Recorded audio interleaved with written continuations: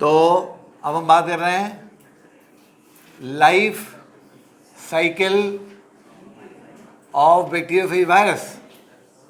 Life cycle of bacteriophage virus, इसके लिए हम एक डायग्राम बनाएंगे और उस डायग्राम को समझते जाएंगे और हमारा सारा मतलब इंशाल्लाह हल हो जाएगा। अब बैक्टीरियोफेज वायरस की लाइफ साइकिल कैसे शुरू होगी?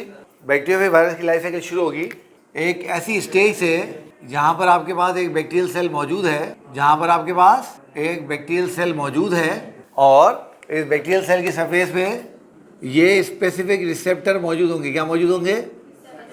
ये स्पेसिफिक रिसेप्टर मौजूद होंगे। और अभी अभी हमने बात की कि जो वायरसेस होते हैं वो अपने होस्ट सेल पे उसके रिसेप्टर्स की मदद से अटैच होते हैं। ठीक हो गया? तो ये आपका बैक्टीरियल सेल है और ये फर्स्ट कर लेते हैं बैक्टीरियल सेल का DNA. Now let's suppose this is the DNA of bacterial cell. मैं लिख देता हूँ डीएनए, ये होस्ट का डीएनए है, ये हमारे पास बैक्टीरियल सेल है, ये हमारा बैक्टीरियल सेल है और ये सेल सरफेस रिसेप्टर है। ये क्या है बेटा? ये सेल्फ सरफेस रिसेप्टर है। Now this is the surface receptor. ठीक है, सबसे पहला काम क्या होता है? सबसे पहला काम ये होता है कि जो आपका वायरस है वो आके अपने आप को अटैच कर लेता है, अपने आप को अटैच कर लेता है किसके साथ? ये आपको अटैच करता है अपने आप को सरफेस रिसेप्टर्स के साथ। ठीक है, शाबाश। तो ये इस वायरस ने अपने आप को सरफेस रिसेप्टर के साथ अटैच कर लिया। ठीक हो गया? अभी आपको उसकी कैप्सूल भी नज़र आ रही है, ये इसके टेल भी है, उसके टेल फाइबर भी आपको नज़र आ रहे हैं और ये टेल फाइबर इसको होस्ट से अटैच होने में, होस्ट को पकड़ने में मदद करेगी। ठीक है, तो ये जो पहला स्टेप आप देख रहे हो और जनाब अली ये रहा इसका डीएनए जो कि होस्ट का डीएनए है। किसका डीएनए है बेटा? होस्ट का डीएनए। ये हाँ, वायरस का डीएनए। हाँ, इससे पता लग रहा है कि तुम बिल्कुल नींद की वादियों में तुम सोए हुए हो। अच्छा, अब ये पहली स्टेज है। Now this is the stage number 1। इसको हम कहते हैं अटैचमेंट। इसको हम क्या बोलते हैं? अटैचमेंट। तो अटैचमेंट में क्या होता है कि जो बैक्टीरियोफेज वायरस है, जो बैक्टीरियोफेज वायरस है, it get attached itself with host bacterial cell. Host bacterial cell. तो पहला काम क्या हुआ?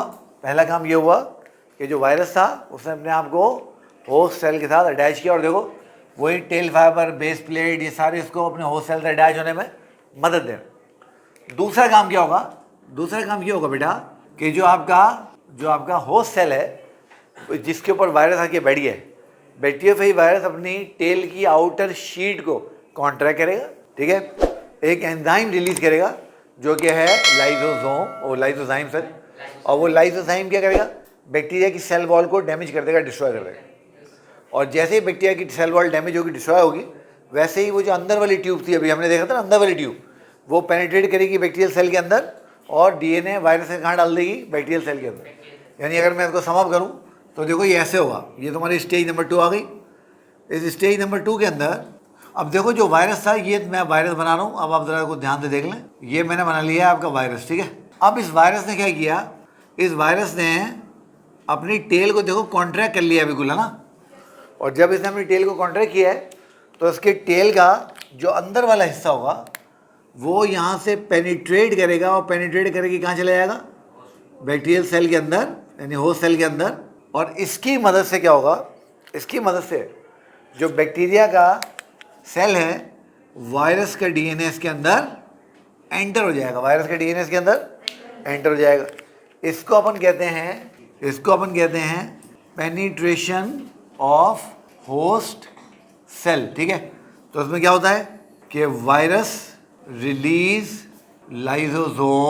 लाइसोसोमल एंजाइम कर देता हूँ और अच्छा हो जाएगा। लाइसोसोमल एंजाइम विच वीकेंस, समझते हो? कमज़ोर करना। विच वीकेंस बैक्टीरियल सेल वॉल। तो ये बैक्टीरियल सेल वॉल को ये वीक कर देगा, बैक्टीरियल सेल वॉल। ठीक है, बैक्टीरियल सेल वॉल। उसके बाद क्या होगा? उसके बाद viral tail contract and push viral genetic material in host. अब वायरस का जो जेनेटिक मटेरियल है वो कहाँ चला गया? वो होस्ट के अंदर चला गया। ठीक हो गया? अच्छा, ठीक। अब उसके बाद क्या हो? उसके बाद जनाब, उसके बाद ये जो वायरस है ना, इसने होस्ट सेल से अपना काम करवाना है, और ये होस्ट सेल से अपना काम उस वक्त तक नहीं करवा सकता जब तक होस्ट का डीएनए अंदर मौजूद है। तो अब ये वायरस क्या करेगा, होस्ट सेल के डीएनए को डिस्ट्रॉय कर देगा, होस्ट सेल के डीएनए को डिस्ट्रॉय कर देगा, और जैसे ही होस्ट सेल का डीएनए डिस्ट्रॉय हो जाएगा, तबाह हो जाएगा, वैसे ही ये जो बैक्टीरियल सेल है इसको वायरल डीएनए हाईजैक कर लेगा, है ना। ये बिल्कुल ऐसे है जैसे एक जगह पर एक बैंक में बहुत सारे पैसे मौजूद थे और वहाँ बैंक का अमला मौजूद था, वहाँ को डाकू पहुँचे, उन डाकुओं ने बैंक के पूरे अमले को पकड़ के कमरे में बंद किया, कमरा बाहर से लॉक कर दिया। अब बैंक में बैंक का अमला पैसे की हिफाजत करने के लिए मौजूद नहीं है। अब वो जो डाकू है वो पैसों के साथ जो भी करे उनकी मर्जी है। भाई आप सुनते रहते हैं अक्सर कि फलानी जगह जो है वो डकैती हो गई, रॉबरी हो गई, और डाकू जो है वो इतने पैसे लूट के फरार हो गए। तो वो कैसे, वो इसी तरह होता है। अब ये क्या होगा, ये क्या होगा जनाब अली कि ये तुम्हारा होस्ट सेल है, ये जो तुम्हारा होस्ट सेल है इसके अंदर जो बैक्टीरियल डीएनए है वो डिस्ट्रॉय हो जाएगा। तो हम बात करते हैं, इसको कहते हैं destruction of host DNA, destruction of host DNA. तो जो होस्ट था, जो बैक्टीरिया था, उसका डीएनए अब डिस्ट्रॉय हो गया, और जब उसका डीएनए डिस्ट्रॉय हो गया तो उसका नुकसान क्या होगा, इसका नुकसान ये होगा कि अब जो वायरस है वो फैसले करेगा, वो कंट्रोल करेगा कि होस्ट सेल ने अब करना क्या। तो now viral DNA hijacks host cell, viral DNA क्या करेगा, होस्ट सेल को हाईजैक कर लेगा, अगवा कर लेगा, क्योंकि अब जो काम वायरस के डीएनए बोलेगा होस्ट के डीएनए ने, यानी बैक्टीरियल सेल ने, वही काम करना है। अब ये जो वायरस का डीएनए यहाँ मौजूद था, जो कि अपने आप को रेप्लिकेट करना शुरू हो गया हुआ था, यानी उसने अपने जैसे नए डीएनए बनाना शुरू कर दिए थे, अब ये क्या करेगा, अब ये होस्ट सेल की मशीनरी को इस्तेमाल करेगा, उसके राइबोसोम्स को इस्तेमाल करेगा, उसकी प्रोटीन्स को इस्तेमाल करेगा, बाकी चीज़ों को इस्तेमाल करेगा, और वायरल प्रोडक्ट बनवाएगा होस्ट सेल से। क्या करवाएगा, होस्ट सेल से वायरल प्रोडक्ट बनवाएगा। तो अब देखो यहाँ पर क्या होगा, अब यहाँ पर जो वायरस है वो यहाँ पर अपने प्रोडक्ट जो है बनवाना होस्ट सेल से शुरू कर देगा इस तरीके से। अब मैं ज़्यादा नहीं बना रहा, मैं सिर्फ 3 ही बना रहा हूँ। आपने एक बात ध्यान में रखनी है कि जब एक वायरस एक बैक्टीरिया को डिस्ट्रॉय करता है तो उस बैक्टीरियल सेल में से 2000 से 3000 नए वायरसेस निकलते हैं। कितने, 2000 से 3000। तो मैं यहाँ पर सिर्फ 3 बना रहा हूँ क्योंकि मुझे सिर्फ आपको समझाना है। अब देखो ये इसके ना प्रोडक्ट बनने शुरू हो गए। ये देखो, ये इसका डीएनए बन गया, ये इसका कैप्सिड बन गया, ये इसकी टेल प्लेट बन गई, ये इसके टेल फाइबर बन गए, फर्ज कर लेते हैं ना। तो ये कैप्सिड बन गई, ये टेल प्लेट बन गई, और ये इसके फाइबर बन गए। तो ये कैप्सिड बन गया, ये इसकी प्लेट बन गई, ये इसके फाइबर बन गए, टेल प्लेट बन गई, सारी चीज़ें बन गई। तो अब क्या कर रहा है host cell, host cell production of viral components, production of viral components. अब होस्ट सेल जो है बेचारा चूँकि वो हाईजैक हो गया है और उसके पास कोई चॉइस नहीं है सिवाय इसके कि वो वायरल डीएनए की बात माने, वो इसके पार्ट्स को बनाना शुरू कर देगा। ठीक है, उसके बाद क्या होगा, ये जितने पार्ट बन रहे हैं ये असेंबल होकर वायरसेस को मैच्योर करेंगे। ये क्या करेंगे, ये असेंबल होंगे और असेंबल होकर वायरसेस को मैच्योर करेंगे। अब देखो इस तरीके से होगा। The stage is called maturation. क्या बोलते हैं स्टेज को, मैचुरेशन। यानी क्या होगा, असेंबली होगी, assembly of viral components. Assembly समझते हो ना आप लोग, जमा होना।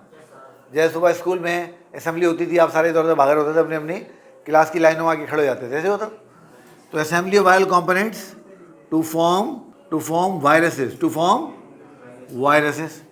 ठीक है, और उसके बाद क्या होगा, अब ये जनाब अली ये आपके यहाँ पर वायरसेस बनना शुरू हो गए। ये एक वायरस मैंने बना दिया, ये लो भाई एक वायरस बन गया, ये लो जी ये दूसरा वायरस बन गया, ये लो जी ये तीसरा वायरस बन गया, ये इसके टेल फाइबर में अटैच करता हूँ, ये लो टेल फाइबर अटैच होगा, और ये इसका जो जेनेटिक मटीरियल है वो सेल इसके वायरस के अंदर चला गया। तो ये वायरसेस की असेंबली हो गई। क्या हो गई, वायरसेस की असेंबली हो गई। ठीक है, उसके बाद पता है क्या होगा, उसके बाद ये जो वायरसेस है चूँकि इनका काम पूरा हो गया है, तो ये क्या करेंगे जनाब अली, ये इस होस्ट बैक्टीरियल सेल को डिस्ट्रॉय कर देंगे। ये होस्ट बैक्टीरियल सेल को डिस्ट्रॉय कर देंगे, which is called destruction of host. क्या बोलते हैं इसको, डिस्ट्रक्शन ऑफ होस्ट। यानी होस्ट जो है वो डिस्ट्रॉय हो जाएगा टू रिलीज न्यू वायरसेस, ताकि जो नए वायरसेस बन गए उनको रिलीज किया जाए, उनको छोड़ दिया जाए, और अब ये वायरसेस आपके यहाँ से बाहर निकलना शुरू हो जाएंगे। और मैंने आपको बताया कि जब एक बैक्टीरियल सेल डैमेज होता है तो उसके नतीजे में तकरीबन 2000 से 3000 के करीब न्यू वायरसेस जो है वो फ्री होते हैं, बाहर निकलते हैं। मैंने तो इससे समझाने के लिए आपको यहाँ पर 2-3 बना लिए, क्योंकि मैं अगर 2-3 हज़ार यहाँ बनाने बैठा तो इंशाल्लाह पूरा साल जो है वायरस बनाने में निकल जाएगा। ऐसे होगा, ऐसे होगा ना।